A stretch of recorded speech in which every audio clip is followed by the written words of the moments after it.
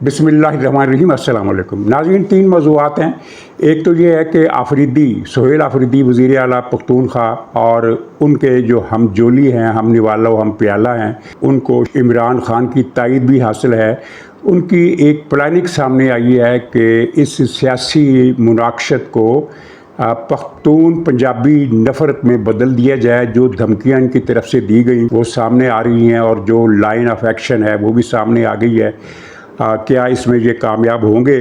क्योंकि इससे पहले इनका अफ़गानिस्तान और पाकिस्तान के पुख्तून इलाक़ों को मिलाकर एक नया मुल्क बनाने का जो कार्ड था वो तो नाकारा हो गया है और उसकी तफसीलात अलग से हैं। उन पर भी मुख्तसर बात ज़रूर होगी लेकिन तफसीली बात नहीं। और दूसरा मौजू के सुहेल आफरीदी कोर कमांडर की किस बात पर मुश्तल हुआ, कौन सी बात थी जो इसकी मर्ज़ी के ख़िलाफ़ थी और इसे तवक्को थी कि ये बात कोर कमांडर नहीं करेंगे, लेकिन कोर कमांडर ने वो बात की तहज़ीब और शाइस्तगी के दायरे में और बड़े नरम लहजे में, लेकिन ये मुश्किल हो गया। और फिर मुलाकात की ख़बर इसने खुफिया रखी। मुलाकात जुमे के दिन हुई थी लेकिन उसके बाद इसने जलसे किए और जलसों में पंजाब, पाकिस्तान और पाकिस्तानी फ़ौज के ख़िलाफ़ नहायत गलीज़ किस्म की बकवास की। तीसरा मौजू है मुल्क भर की अहले सुन्नत वल जमात तंजीमों और खानकाहों का एक मुश्तरका इजलास इस्लामाबाद में हुआ, जिसकी बहुत कम ख़बरें बाहर आईं। अक्सर अखबारात ने तो उनकी ख़बरें छापी ही नहीं, हालांकि ये ख़बरें छापनी चाहिए थी, उनका मौक़िफ़ आना चाहिए था। तो इस इजलास में उन्होंने क्या इंतबाह किया है और हुकूमत से क्या शिकवे किए हैं, कौन से शिकवे दुरुस्त हैं और कौन से शिकवे बिला जवाज़ हैं, और क्या वो एक बड़े एहतजाज की तैयारी कर रही हैं, और साथ ही ये कि क्या ये बड़ा एहतजाज कामयाब होगा, इस पर भी हम बात करेंगे। तो सारे फहरिस्त ये जो सुहेल आफरीदी आपने देखा कि कल ये रावलपिंडी आया अडियाला जेल मुलाकात करने के लिए, एक थड़े के गुंडे के रूप में आया, उसी तरह की चाल थी। और फिर गुफ्तगू नहायत घटिया किस्म की, जजों को धमकियां दी, फ़ौज को धमकियां दी। ये धमकी दी कि जज दरमियान में से हट जाएं, फिर हम जाने और वो जाने, वो से मुराद फ़ौज, यानी हम फिर फ़ौज से निमट लेंगे। तो साथ ही उसने कहा कि इस मुल्क में आइन और कानून की बालादस्ती होनी चाहिए। ये वैसे ही बात है जैसे इमरान खान अपनी तकरीरों में गंदी गुफ्तगू इस्तेमाल करता है, गालियाँ देता है, गलाजत बकता है और फिर कहता है कि मैं लोगों के अखलाक सुधारने आया हूँ। तो काबिल ज़िक्र बात कल इसकी अडियाला आमद ये थी कि इन्होंने कॉल दी थी कि ज़्यादा से ज़्यादा लोग इकट्ठे हों, लेकिन वहाँ 30-40 से ज़्यादा लोग इकट्ठे नहीं हुए।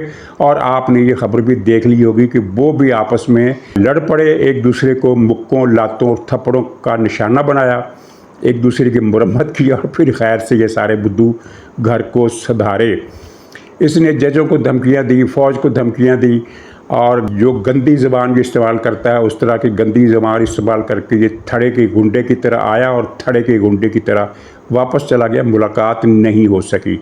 अच्छा, इनके जलसों में जो इश्तियाल अंगेज़ बकवास है वो करने वाले 3-4 लोग ही हैं, ज़्यादा नहीं हैं। 3-4 से कुछ ज़्यादा होंगे, मतलब 5-6 से ज़्यादा नहीं है। 2-3 तो अरकान असम्बली हैं और एक वो है जुनैद अकबर और एक KP असम्बली का स्पीकर जो नहायत ही गंदा और मकरूह किरदार अदा कर रहा है। मसलन PTI का एक गुंडा है डॉक्टर अमजद, उस गुंडे ने कोई फ़ौज के ख़िलाफ़ बकवास की जिस पर उसको नोटिस आ गया कि तुमने ये बात कानून के ख़िलाफ़ की है, अखलाक के ख़िलाफ़ की है, क्यों तुम्हारे ख़िलाफ़ कोई वजाहत वगैरह आकर दो। इस पर जो स्पीकर है सवाती, क्या नाम है इसका, बाबर सलीम सवाती, वो मुश्तिल हो गया। उसने कहा कि जिसने ये नोटिस जारी किया मैं उसको तलबी का नोटिस देता हूँ, यानी कि तुम्हारी हिम्मत कैसी हुई कि तुमने फ़ौज के ख़िलाफ़ बकवास करने वाले को नोटिस जारी किया। तो ये इन लोगों की हैसियत और हकीकत है, ये भूल गए हैं इनके साथ महीने 1.5 महीने बाद क्या होने वाला है। तो खैर गालियाँ जो ये दे रहे हैं वो मैंने उनका जिक्र कल के प्रोग्राम में भी किया था। मसलन ये कहा इन्होंने कि हम आप इस्लामाबाद आएंगे और आपके घरों में घुस जाएंगे। घरों में घुस जाना किन लोगों का कल्चर होता है ये आप जानते हैं। अब नई मुहिम के लिए कुछ तराने तैयार किए गए हैं। एक तराना इन्होंने केरक के जलसे में बजाया भी। वो तराना कुछ इस तरह का है कि हम हैं पठान और हम जब आएंगे तो तुम्हारा गिरबान फाड़ देंगे। अच्छा, अब गौर कीजिए कि ये किसको कहा जा रहा है कि हम पठान हैं और तुम्हारा गिरबान फाड़ देंगे, यानी तुम्हारा की ज़मीर जो है वो किस तरफ है, पंजाबियों की तरफ है या पठानों के अलावा बाकी सारे पाकिस्तान की तरफ है। बज़ाहिर पंजाबियों की तरफ है कि इसलिए कि इनका जो अब तक का प्रोपेगेंडा है पख्तूनख्वा में वो यही है कि पंजाबियों की फ़ौज KP में पश्तूनों का कत्लेआम कर रही है। हालांकि खैबर पख्तूनख्वा में जो तयनात हैं वो पश्तून हैं, 90% पश्तून है। पंजाब से बहुत कम लोग हैं, 90% पश्तून हैं। और जो शहीद हो रहे हैं वो भी पश्तून हैं, यानी जो फ़ौजी जवान TTP के हमलों में शहीद हो रहे हैं वो ज़्यादातर पठान है और पश्तून है। तो ये किन पठानों की बात कर रहा है जो पंजाबियों का गिरेबान फाड़ देंगे? तो ये PTI खैबर पख्तूनख्वा में लिसानी नफ़रतों का एक मंसूबा सोच समझ कर चला रही है। मकसद ये है कि पख्तूनख्वा सूबे में पख्तून कौमियत का जुनून जाग उठे, जो कि नहीं जागा इनकी ख्वाहिश के मुताबिक। और इसका सबूत इनके जलसे हैं जिनमें हाज़रीन की तादाद हर आने वाले वक्त में कम होती जा रही है। करक का जलसा नाकाम हुआ, 3-4 हज़ार लोग थे। 4 सद्दा में भी 4 हज़ार लोग थे। और 4 सद्दा वो जगह है जहाँ PTI तो खैर वहाँ की पॉपुलर जमात है ना, जो इतनी पॉपुलर जमातें नहीं हैं, छोटी जमातें हैं। जमात इस्लामी है, ANP है, JUI है। अगर ये भी इनमें से भी कोई पार्टी 4 सद्दा में जलसा करे, वहाँ का कल्चर है जलसों में जाना, तो वहाँ भी 15-20 हज़ार का जलसा कोई भी पार्टी किसी भी वक्त कर सकती है। और वहाँ PTI के जलसे में 4 हज़ार लोग, जबकि एक फ़ज़ा बनाई गई थी कि इस जलसे के बाद तो इनकलाब आ जाएगा। इस तरह की बहुत सारी बातें। एक उनका गुंडा है, बहुत ही यानी नजस किस्म का गुंडा है, जुनैद अकबर, और जो ये कहता है कि हम तुम्हारे घरों में घुस जाएंगे और फिर तुम्हें मुंह छुपाने की जगह नहीं मिलेगी, और पता नहीं फ़ौज के ख़िलाफ़ वो भी पश्तून कार्ड खेल रहा है। और ये सब कुछ इमरान खान की मर्ज़ी के साथ हो रहा है। तो ख़ास बात कोर कमांडर कॉन्फ्रेंस के हवाले से ये थी कि इसने कोर कमांडर से इल्तिजा की कि मुझे इमरान खान से मिलने की इजाज़त दी जाए। अगर ये इतना ही वो सैल है और इतना ही नक चढ़ा है, तो इसको कोर कमांडर से ये दरख्वास्त करने की क्या ज़रूरत थी? कोर कमांडर ने कहा कि ठीक है, मैं कोशिश करूँगा। लेकिन इसने फिर बाहर जाकर जलसे में फ़ौज के ख़िलाफ़, पाकिस्तान के ख़िलाफ़, पंजाब के ख़िलाफ़ जो गालियाँ बकी, बकवास की, गलाजत मुँह से उंडेली, तो उसके बाद फिर नतीजा ये निकला कि मुलाकात नहीं हो सकी। अच्छा, इस मुलाकात की ख़ास बात क्या थी जिस पर यह मुश्किल हुआ?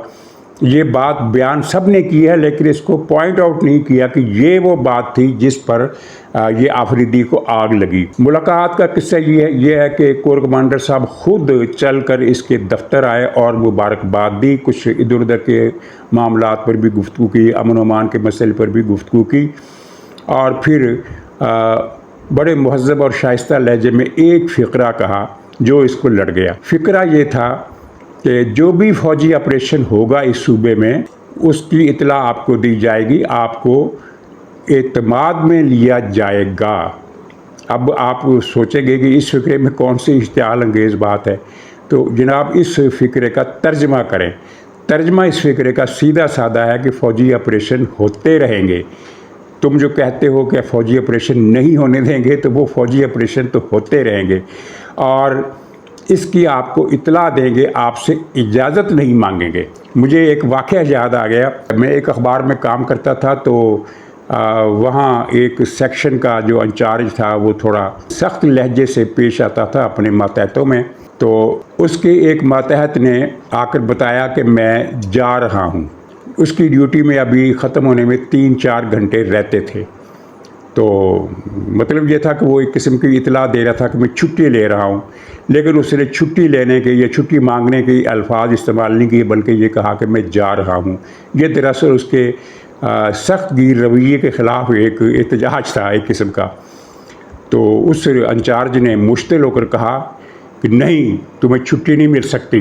तो उसने कहा कि सर, मैंने छुट्टी की दरख्वास्त नहीं दी, मैं आपको इत्तला देने आया हूँ, इत्तला दे रहा हूँ और जा रहा हूँ। तो उसके पास फिर ज़ाहिर है वो बहुत शर्मिंदा हुआ, अपना समूह लेकर रह गया कि एक मातहत ने इस तरह की बात कर दी कि मैं छुट्टी लेने नहीं आया, मैं तो बताने आया हूँ कि मैं जा रहा हूँ। तो कोर कमांडर ने मुहज़्ज़ब और शरीफाना और नरम लहजे में जो कहा वो ये था कि ऑपरेशन की इत्तला आपको मिलेगी, ऑपरेशन पर, हर ऑपरेशन से पहले आपको इत्माद में लिया जाएगा। तो मतलब अब उसका اس کے سوا اور کوئی ہو ہی نہیں سکتا، اور یہی مطلب تھا، اور یہی مطلب سہیل آفریدی کو پہنچا، اور وہ مشتل ہوا کہ یعنی آپریشن ہوتے رہیں گے اور آپ سے اجازت کی ضرورت نہیں، صرف آپ کو اطلاع دی جائے کرے گی۔ یہ اس بات کو اس نے اپنی توہین سمجھا، کیونکہ یہ تو سمجھ رہا تھا کہ میں نے جو مہم چلائی ہے فوج اس سے ڈر گئی ہوگی کہ آپریشن نہیں ہونے دیں گے، اور ویسے یہ بالکل ایک احمقانہ سوچ ہے اس کی، اس لیے کہ اس کی تقریروں کے دوران بھی مسلسل آپریشن ہوئے اور مسلسل دہشت گرد مارے گئے، جو لوکل ٹی ٹی بی والے تھے وہ بھی مارے گئے، اور جو افغانستان سے سرحد پار کر کے دراندازی کر کے پاکستان کے علاقے میں داخل ہونے کی کوشش کر رہے تھے وہ بھی مارے گئے۔ اور ظاہر ہے ان سب ہلاکتوں کا صدمہ ان لوگوں کا ہے، کولیٹرل ڈیمیج کا نقصان بالکل ہوتا ہے، اس پر ہمیں بھی صدمہ ہے، افسوس ہے، لیکن وہ کولیٹرل ڈیمیج اتنا نہیں ہو رہا جتنا پی ٹی آئی بکواس کر رہی ہے، کیونکہ پی ٹی آئی تو کہتی ہے کہ یہ جو دہشت گرد مارے گئے ہیں یہ بھی بے گناہ اور معصوم تھے۔ کل آپ ایک تقریر کی نا، اس نے کون سا ایم پی اے تھا پختونخوا اسمبلی کا، اس نے کہا کہ یہ ٹی ٹی بی والوں کو خارج کہہ رہے ہیں، یہ تو بڑے اچھے لوگ ہیں، اس طرح کی اس نے بات کی، تو ظاہر ہے ان کو صدمہ پہنچ رہا ہے۔ تو کور کمانڈر سے گفتگو ملاقات اس نے پہلے چھپانے کی کوشش کی، لیکن فوجی ذرائع سے خبر جاری کر دی گئی۔ یہ تو کور کمانڈر نے اپنی اخلاقی برتری ثابت کر دی کہ اس کے گندے رویے کے باوجود وہ چل کر آئے، ورنہ وہ بھی اگر کہتے کہ ایسے وزیر اعلیٰ سے جس کو بات کرنے کی تمیز نہیں، میں اس سے ملنے کو تیار نہیں ہوں، تو لیکن انہوں نے اپنی اخلاقی برتری ثابت کر دی، اور یہ کہتا ہے کہ میں پڑھا لکھا ہوں۔ آپ کو کسی حوالے سے یہ پڑھا لکھا لگتا ہے؟ رکشوں کے پیچھے، ٹرکوں کے پیچھے جو شعر لکھے ہوتے ہیں وہ شعر یہ اپنی تقریروں میں سناتا ہے، اسی سے اس کی عقل ہی کھل جاتی ہے کہ یہ کتنی جماعت پاس ہے۔ 5 جماعت سے زیادہ اس نے تعلیم حاصل نہیں کی، اور پنجاب میں اور پختونخوا دونوں میں، بلکہ سندھ میں بھی ہم نے یہ دیکھا ہے کہ 5ویں جماعت کے بعد اس طرح کے لوگ داخلہ لیتے ہیں اور بندوق اور غنڈہ گردی کے زور پر پاس ہوتے ہیں، پھر اگلی کلاس میں داخل ہو جاتے ہیں، پھر اگلی کلاس میں پروموٹ ہو جاتے ہیں، پھر کالج سے یونیورسٹی بھی چلے جاتے ہیں، لیکن تعلیم ان کی 5 جماعت سے زیادہ نہیں رہتی۔ تو یہ سہیل آفریدی بھی 5 جماعت پاس ڈائریکٹ وزیر اعلیٰ۔ اچھا، اب ایک اہم ایشو ہے یہ جماعت اہل سنت کا، جیسا کہ میں نے بتایا کہ پاکستان میں جماعت اہل سنت سے منسلک یا اہل سنت مسلک بریلوی جو ہے اس کی بہت ساری نمائندہ چھوٹی بڑی تنظیموں اور مختلف گدی نشینوں کا ایک مشترکہ اجلاس اسلام آباد میں ہوا، اور وہاں انہوں نے تحریک لبیک کے خلاف آپریشن پر تنقید کی اور 2-3 مطالبات پیش کیے۔ مطالبات یہ تھے کہ برید کے میں جو کچھ ہوا اس کا جوڈیشل کمیشن بنایا جائے انکوائری کے لیے۔ یہ مطالبہ بالکل جائز ہے، کمیشن بننا چاہیے تاکہ لوگوں کو پتہ چلے کہ تحریک لبیک نے کیا کیا اور اس کے بعد پولیس کیوں ایکشن پر مجبور ہوئی، اور تحریک لبیک کا پورا بیک گراؤنڈ کیا تھا۔ دوسرا مطالبہ ان کا یہ ہے کہ ہماری مسجدیں بند کی جا رہی ہیں۔ اس بارے میں میں نے 1-2 جگہ پر رابطہ کیا، زیادہ جگہ پر تو رابطہ میں نہیں کر سکا، 2 جگہ سے رابطہ کیا، دونوں مقامات تھے یہ سرکاری تھے۔ تو پتہ یہ چلا کہ صرف لبیک کی مسجدیں بند کی گئی ہیں اور ان کو بھی کھولا جا رہا ہے، لبیک ہی کے مدرسے بند کیے گئے ہیں، لبیک کے علاوہ کسی اہل سنت تنظیم کا مدرسہ یا مسجد سیل نہیں کی گئی۔ میرا ویسے مطالبہ یہ ہے کہ جو مسجدیں سیل کی گئی ہیں ان میں سے زیادہ تر تو کھول دی گئی ہیں، جو اب بھی سیل ہے ان کو بھی کھولا جائے، مسجد کو مسجد ہی رہنے دیا جائے، اور زیادہ سے زیادہ جو انتظام کیا جا سکتا ہے وہ یہ ہے کہ یہ شیاطین کا لشکر جس کو تحریک لبیک کا غلط نام دیا جاتا ہے، یہ ان مسجدوں میں واپس نہ آ سکے، یعنی مسجدوں کا انتظام بریلوی مسلک ہی کے کچھ اور لوگوں کو دے دیا جائے جن کا ٹی ایل پی سے تعلق نہ ہو۔ تیسری بات انہوں نے کہی کہ جو گرفتار لوگ ہیں رہا کیے جائیں۔ یہ مطالبہ اصولی طور پر بالکل جائز ہے، کیونکہ بہت سارے لوگ غیر متعلق ہوتے ہیں جو گرفتار کر لیے جاتے ہیں، اور ہمیشہ ایسا ہوتا ہے۔ ایسا تو پاکستان میں آج تک کبھی ہوا ہی نہیں کہ کسی جلوس یا ہنگامے یا کریک ڈاؤن میں پکڑے جانے والے تمام کی تمام گناہ گار ہوں، بہت سارے بے گناہ بھی پکڑ لیے جاتے ہیں، تو ان کو رہا کیا جائے۔ البتہ جو تحریک لبیک کے ایکٹیوسٹ ہیں ان کو رہا کرنے کی ضرورت نہیں، بلکہ انہیں سخت سزائیں دلانی چاہیے۔ تیسری بات یہ کہ انہوں نے کہا کہ ایک امپریشن دیا کہ جیسے یہ مسلک اہل سنت بریلوی کے خلاف کارروائی ہو رہی ہے۔ اس فکرے کا، اس تاثر کا کوئی جواز نہیں ہے۔ اس سے زیادہ بڑا کریک ڈاؤن تحریک طالبان پاکستان یعنی TTP کے خلاف ہو رہا ہے، جو کہ تمام کے تمام دیوبندی مسلک سے تعلق رکھتے ہیں۔ تو کیا TTP کے خلاف اس بڑے کریک ڈاؤن کی بنیاد پر ہم یہ کہہ سکتے ہیں کہ دیوبندی مسلک کو کچلا جا رہا ہے؟ ظاہر ہے کہ ایسا نہیں ہے۔ اس سے پہلے سپاہ صحابہ کو کرش کیا گیا تھا اور وہ ابھی تک کرش ہے۔ اس کی جگہ جو جماعت آئی ہے اس کا نام ہے اہل سنت والجماعت، اور وہ اس لیے قائم ہے کہ اس نے سپاہ صحابہ کی تشدد والی پالیسی ترک کر دی ہے، صرف عقیدے کی پالیسی اختیار کی ہے۔ عقیدہ ہر ایک کا ہوتا ہے، وہ جو رکھے اسے حق ہے، لیکن تشدد نہیں ہونا چاہیے۔ انہوں نے تشدد ترک کیا، ان کے خلاف کوئی کریک ڈاؤن نہیں ہوا، لیکن سپاہ صحابہ کو کریک ڈاؤن کر کے ختم کر دیا گیا۔ اور سب کو پتہ ہے کہ یہ سپاہ صحابہ کی جو تنظیم تھی یہ دیوبندیوں کی تھی، لیکن کسی نے یہ نہیں کہا کہ یہ دیوبندیوں کے خلاف کریک ڈاؤن ہوا ہے۔ اسی طرح کچھ متشدد شیعہ تنظیموں کے خلاف ایکشن ہوا، اور سپاہ محمد کے خلاف ہوا، زینبیون کے خلاف ہوا، لیکن کوئی اگر یہ کہے کہ یہ شیعہ مسلک کو کرش کیا جا رہا ہے تو ظاہر یہ غلط ہوگا۔ تحریک لبیک بریلوی مسلک سے تعلق رکھتی تھی، لیکن یہ دہشت گردوں، شر پسندوں اور گنڈوں، لوفروں اور بدماشوں کی تنظیم تھی، جن کا اسلام سے کوئی دور دور تک کوئی تعلق نہیں تھا۔ اسی کے ایک کارکن نے قصور میں ایک 6 سالہ بچی کو ریپ کیا، پھر قتل کیا، اور پھر اس کو ایکسپلائٹ کیا تحریک لبیک نے، اور یہ سارا کام تحریک لبیک نے ہی کیا تھا شروع سے لے کر آخر تک۔ اور اس کے بعد انہوں نے ملک بھر میں جو فتنہ فساد پھیلایا، 200 افراد کو تو جلسوں جلوسوں کے دوران قتل کیا گیا، اربوں روپے کی املاک جلائی گئی، اور پھر ان کے کارکنوں نے پورے ملک میں، ان کے مولویوں نے گردن اتار دو، سر اتار دو، کیا ان کا نعرہ ہے کہ سر تن سے جدا، سر تن سے جدا، اس طرح کی انہوں نے لوگوں کو قتل کیا جگہ جگہ پر، سیالکوٹ میں، سرگودا میں، ساہیوال میں، شیخوپورہ میں، ہر جگہ نہ عیسائیوں کو چھوڑا، نہ مسلمانوں کو چھوڑا، نہ سری لنکنز کو چھوڑا، لوگوں کو زندہ جلایا، ان کا مسئلہ کیا۔ تو ان کے خلاف تو کارروائی ہوگی، اور کارروائی فیصلہ کن ہوگی۔ یہ فتنہ دوبارہ سر اٹھانے کے قابل نہیں رہا، اور نہ ہی اس کے دوبارہ سر اٹھانے کا کوئی امکان ہے۔ تو اس کے خلاف کریک ڈاؤن کو اہل سنت بریلوی مسلک کے خلاف کریک ڈاؤن کا تاثر نہیں ہونا چاہیے۔ اب آخری بات اس حوالے سے، یہ اگلے مہینے کسی بڑے احتجاج کا اندیا دے رہے ہیں، کیونکہ بڑا احتجاج کریں گے۔ پہلے مینار پاکستان میں جلسہ کریں گے، پاکستان گیر آل پاکستان کانفرنس کریں گے، پھر اس کے بعد کو تحریک۔ تو میرا خیال ہے کہ یہ ان کی تحریک کامیاب نہیں ہوگی، بلکہ اسی طرح ناکام ہوگی جس طرح تحریک لبیک والے لوگوں کو موبلائز کرنے میں ناکام ہوئی۔ اس کی وجہ کیا ہے؟ اس کی وجہ یہ ہے کہ یہ بلا شبہ اہل سنت والجماعت بریلوی پاکستان کا بہت بڑا مسلک ہے، بہت زیادہ ان کے حامی ہیں۔ اور جس طرح دیوبندی مسلک، 2 ہی مسلک پاکستان میں بڑے ہیں، ایک بریلوی ایک دیوبندی، باقی جو اہل حدیث ہیں یا شیعہ ہیں وہ تو چھوٹے طبقات ہیں۔ تو یہ ایک بہت بڑا طبقہ ہے، لیکن اس ایشو پر ان کو عوام کی حمایت حاصل نہیں ہوگی، نہ ہے نہ ہوگی۔ سماج کا رویہ بدل رہا ہے۔ 2 مثالیں میں دیتا ہوں، مثالیں میرے پاس 2 سے زیادہ ہیں، لیکن میں 2 دوں گا تاکہ پروگرام بر وقت ختم ہو جائے۔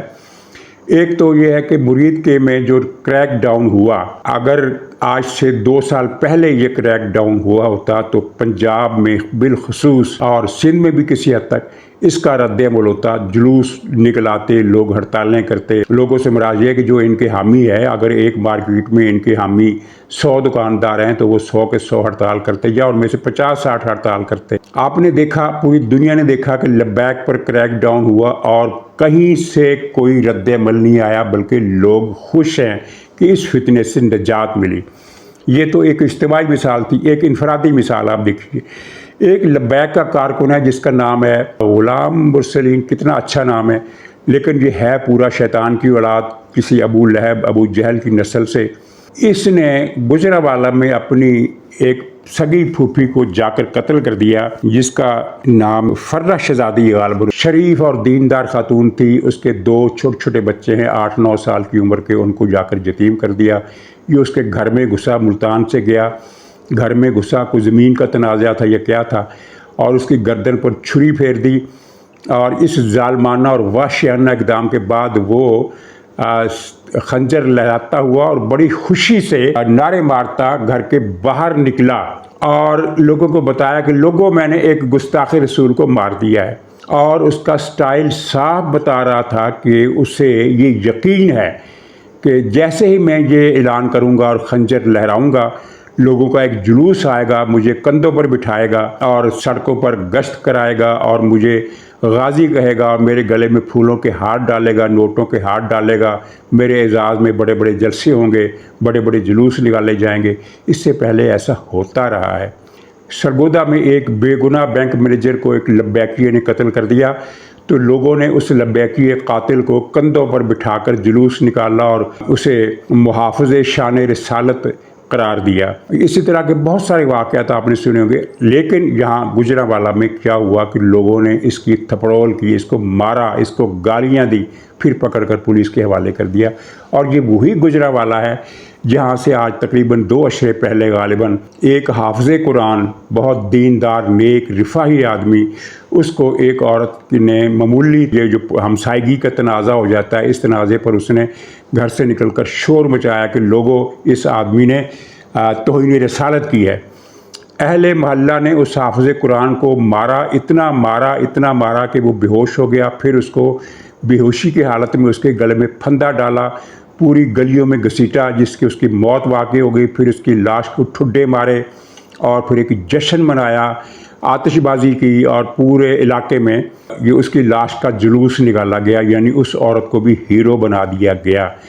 بہت پرانی بات ہے۔ اس کے بعد پھر لوگوں کو پتہ چل گیا کہ یہ بیچارے نے کوئی توہین رسالت نہیں کی تھی، اس عورت سے اس کا جھگڑا تھا، اور اس جھگڑے میں بھی عورت ہی کا قصور تھا جس نے اس کو پھر زندہ جلوا دیا۔ اس کی لاش کو پھر آگ لگا دی انہوں نے۔ یہ گجرانوالہ میں ہوا۔ یہ اسلام ہے۔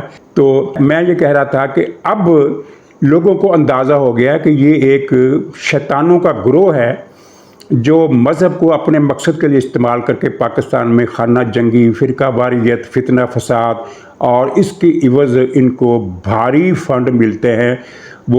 یعنی وہ فراڈ کے جو ہے مولوی سعد بہت بڑا، یعنی شکل و صورت سے لگتا نہیں تھا کہ وہ فراڈ، تو لگتا تھا لیکن اتنا بڑا فراڈ تھا یہ نہیں لگتا تھا۔ اس کے گھر سے جو پیسے نکلے، جو سونا نکلا، جو ہیرے نکلے، جو نگینے نکلے، جو جیولری نکلی، اس کی مالیت مل ملا کر تقریباً 5 ارب روپے بنتی ہے۔ اور یہ تو رقم اس کے گھر سے نکلی۔ اربوں روپے کی رقم اس کے بینک اکاؤنٹس میں جمع تھی، جن کی تعداد 50 کے قریب بتائی جاتی ہے۔ تو یہ ایک دھندا ہے قتل عام کا، ایک نفرتوں کا دھندا ہے۔